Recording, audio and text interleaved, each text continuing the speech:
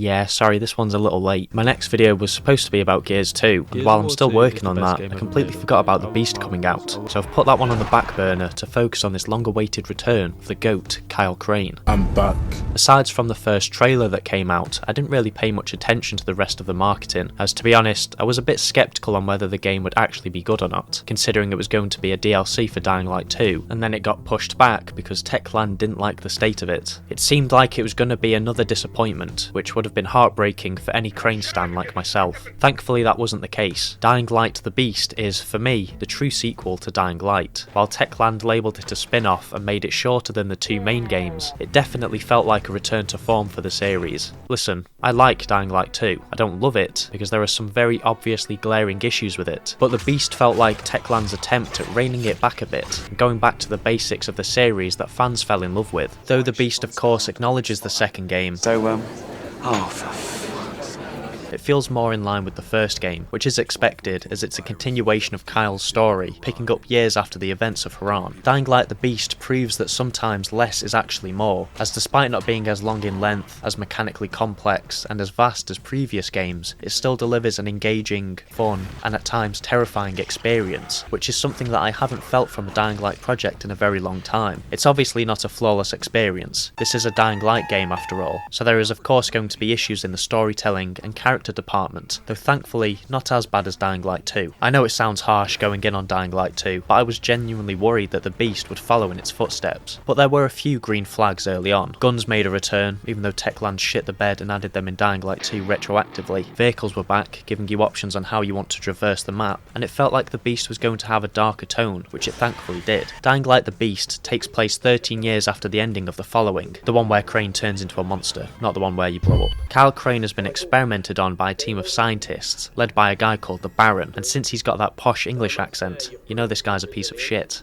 Too resilient, stubborn, rebellious. Things are looking bleak for Crane, but thanks to a bit of help from some mysterious strangers, his look starts to change. Turns out one of these strangers is a bit like Crane, in the sense that he's a complete freak of nature. All of this action opens a window of opportunity for Kyle to escape, thanks to an actual stranger who works in the lab. After evading capture, Kyle escapes into the countryside, where he meets up with his new best friend, Olivia. Who the hell are Olivia, you? I'm the one who's been talking What to do you want from me? I want to help you. What do you want from me? Kyle is of course very pissed off for having been imprisoned, experimented on, and tortured for 13 years, and so he wants to take revenge on the Baron the way he knows best, by kicking the shit out of him. However, as Olivia points out, the constant strain on his body has left him very weak, so going after the Baron now would just be a death sentence. This is where the pair decide to team up and make a difference in the valley by killing and harvesting chimeras, making new friends, getting new gear, and killing any soldiers who have the nerve to stand up to Kyle, dropkick, Crane. The Beast shares a lot of similarities with the following. Both offer shorter experiences, have a more condensed map, allow you to drive, reveal horrifying new truths about the virus, and they both have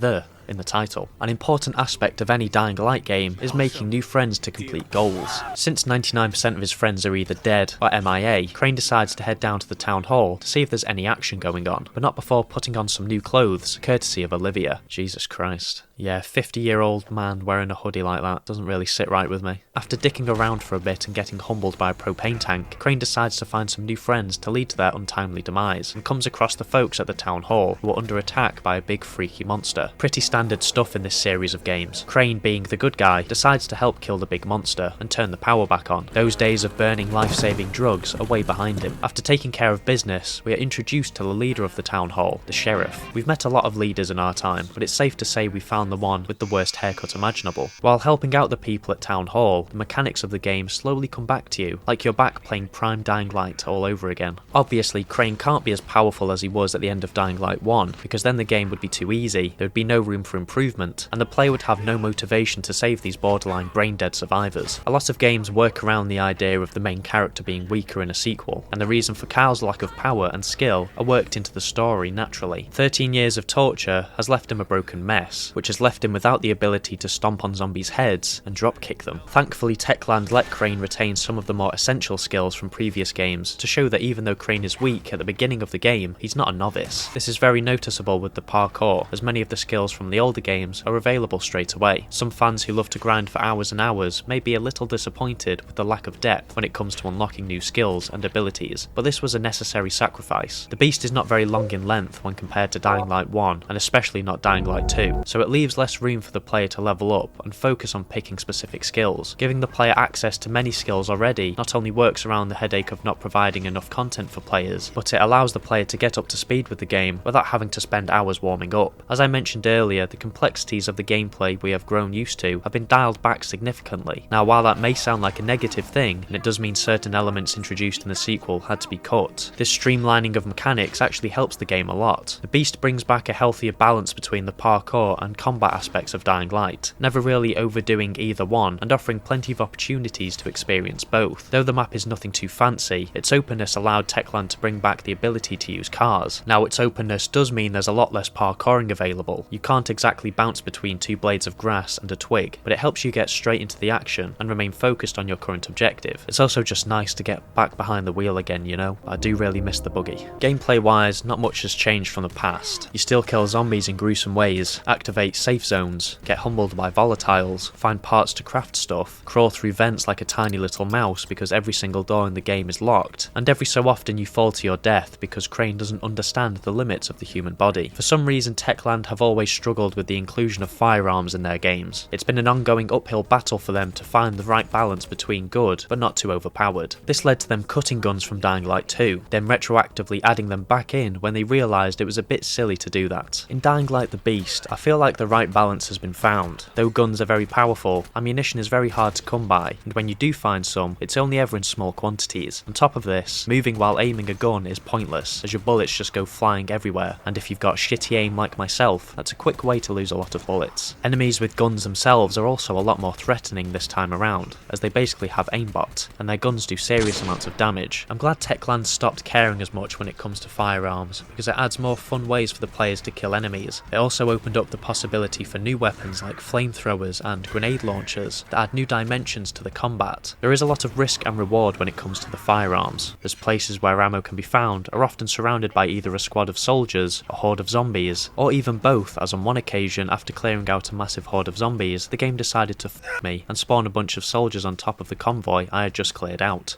Cheers, Techland. Talking about glitches, I ran into a few bugs during my playthrough. Nothing too serious. For some reason, whenever I got a distress call from another player, it completely tanked my game. Yeah, sorry stupid fox, that shit's getting turned off. While this made the game run poorly, others made the game terrifying. Like this abomination greeting me when I went to have a chat with Olivia. Is that what Crane looks like? No wonder the Baron wants to experiment on him. On the subject of horror, Dying Light the Beast once again leans into the scary side of Dying Light. I think Dying Light 2 made people forget how scary this universe is, considering what's in it and what we've seen before. The nighttime aspect of Dying Light actually feels scary again in this game, and that's something I didn't think was possible since Dying Light 2 made the nighttime a cakewalk. But in the Beast, the thought of being caught outside at night is genuinely frightening. The sound effects of the game really heighten this fear, as the sharp, quick sound the game makes when you're spotted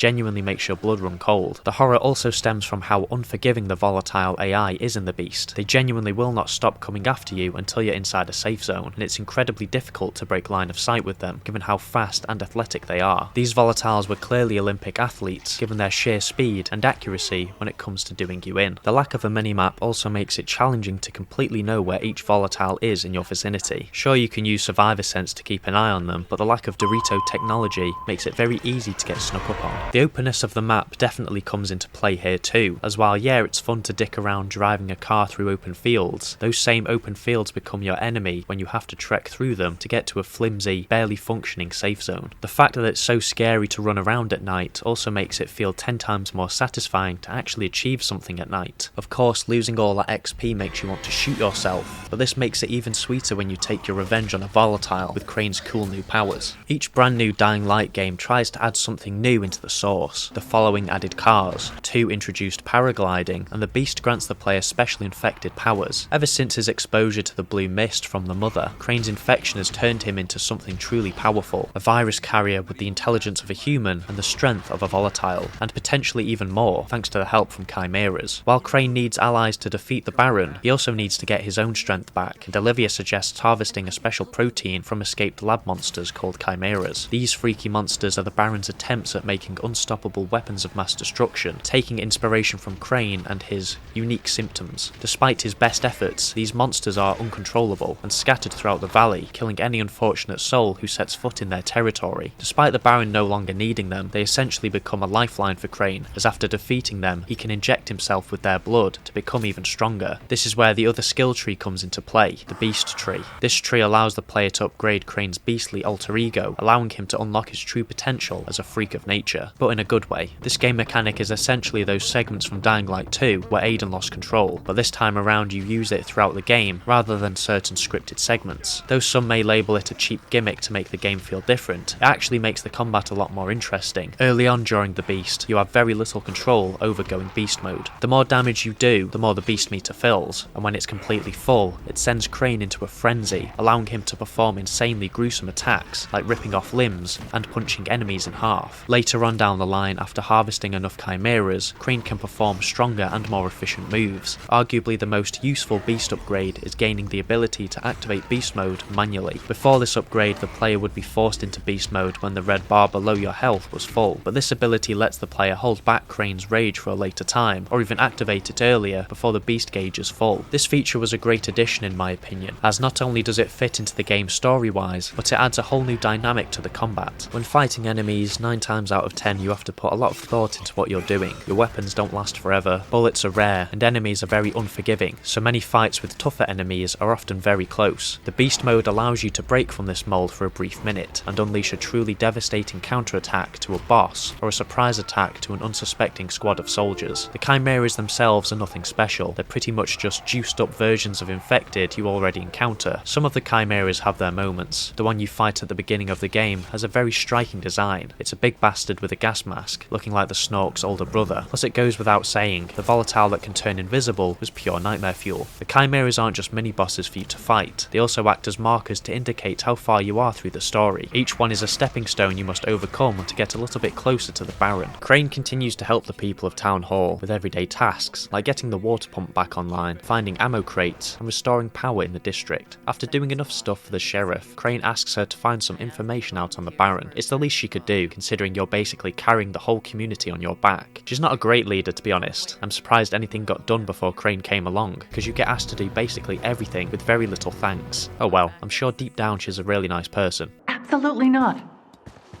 Let's just keep things as they are. I'll keep my people safe, and you do the same for yours. Fuck me, we got power. Ah, Techland, you never fail to make something completely obvious. While the sheriff continues to dick around and prepares to not stab you in the back, Crane can gain some extra XP and weapons by helping the people in the valley. Dying Light side quests tend to fall into 2 categories. They either have interesting characters with fun plot twists, or insufferable characters with boring fetch quest mechanics that devolve into even more fetching, and the Beast is unfortunately full of the latter, especially during the first part of the game. The most memorable side quest during your time in the town hall comes when some guy wants you to look for his dad who's suffering from dementia. On top of being a fairly sad side quest, it also has elements of horror, as the cave has become a volatile nest thanks to the mass grave at the bottom of it, and the dad, mistaking you for his son, asks you to set the charges to blow the whole thing up. Yeah, making me sneak past all these volatiles. Dad of the year. After this you can give the guy a hug, and then he blows himself up. It's a shame that there weren't many more quests like this, because the rest are basically just fetch quests. None of the other NPCs at the town hall really stand out either, apart from this Scouse lad. Eyes in the back of my head, cause a man can only make a mistake just fucking once, eh? You gotta get the chopper on you, lad! The sheriff finally informs Crane that the Baron has been found near a cave entrance. Along with looking for Crane, the Baron and his goons are looking for the Beast. That mysterious stranger who we definitely don't know the identity of also escaped, and the Baron believes he can control him. So far so good though, as the Beast has wiped out countless convoys and terrorised the people at Town Hall. However, it seems the Baron has caught it, and so Crane and the sheriff go to investigate what's going on. Can you cover me? I can cover you until you enter the mine. After that, you're on your own. Fair enough. It's funny because at the end of that encounter, I didn't hear a single bullet come from your gun.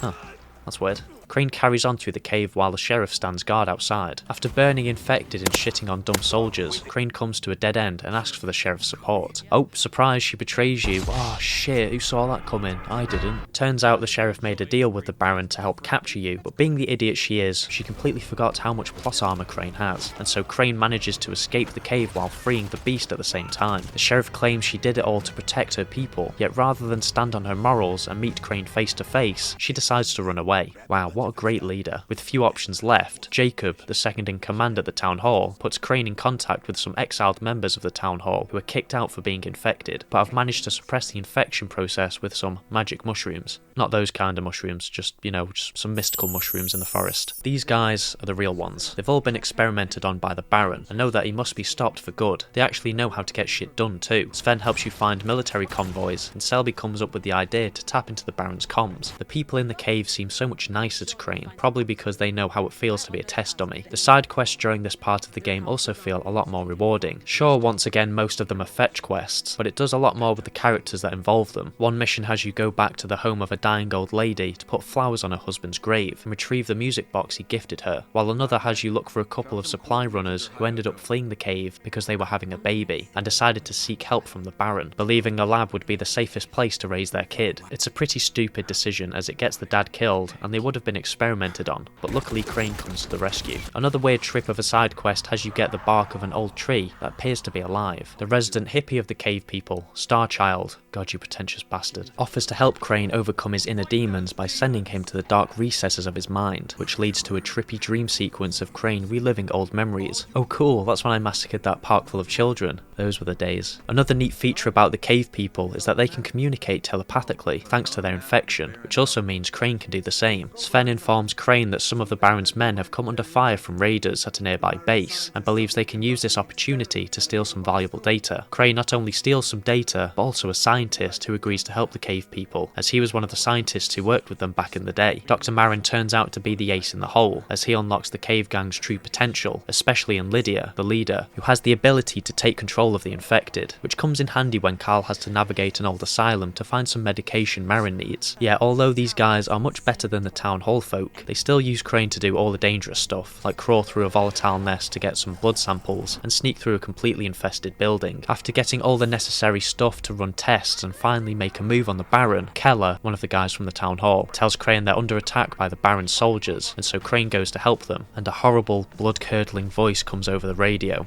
Crane, do you copy?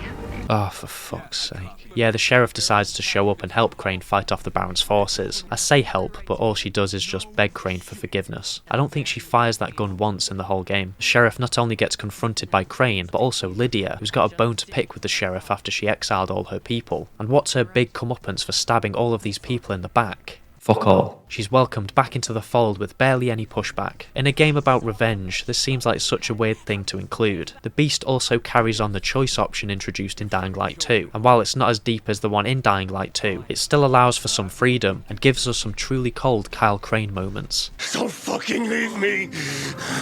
Now it's your turn to fuck off.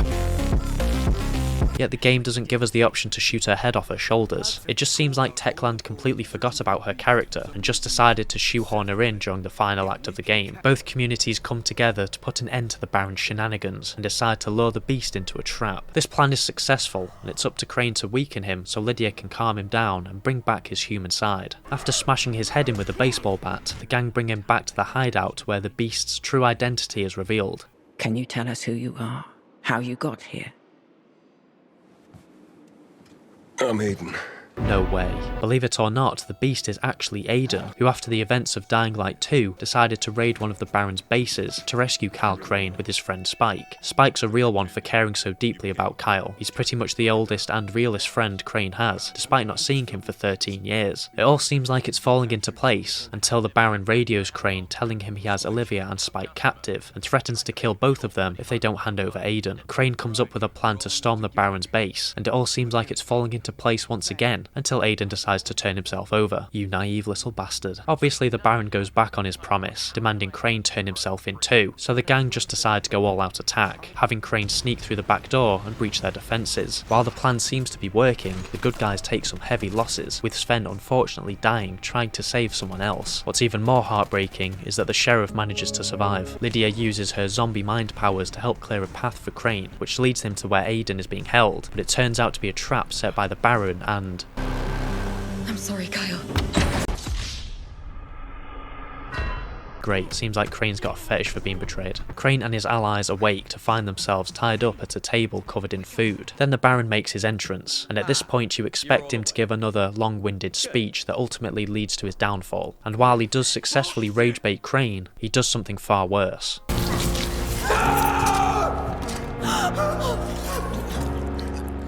He straight up murders Spike and Dr. Marin right in front of Crane. Despite being such a harrowing scene, it was arguably the most powerful scene in not just this game, but probably the entire series. And to top it off, he doesn't even kill the sheriff. Olivia turns on the Baron and helps free everyone, explaining she was always on Kyle's side. Crane and Aiden have had enough of the Baron's bullshit and decide to finally fight the bastard. Seems easy at first as guns make quick work of him, but then he pulls the Resident Evil villain's special move and decides to turn himself into a big freaky monster.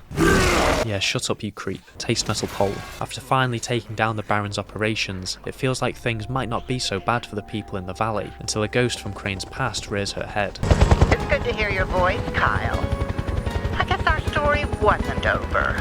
Mrs. GRE herself is back and reignites her feud with Crane. She could have simply not said anything and kept her identity hidden, but then the game wouldn't have a cool cliffhanger ending now, would it? Dying Like the Beast's story is decent. It's definitely carried by Crane being an unintentionally funny protagonist once again, a genuinely evil villain, and the joy of seeing characters like Spike and Aiden make a return. So in conclusion, and taking everything into consideration, game good.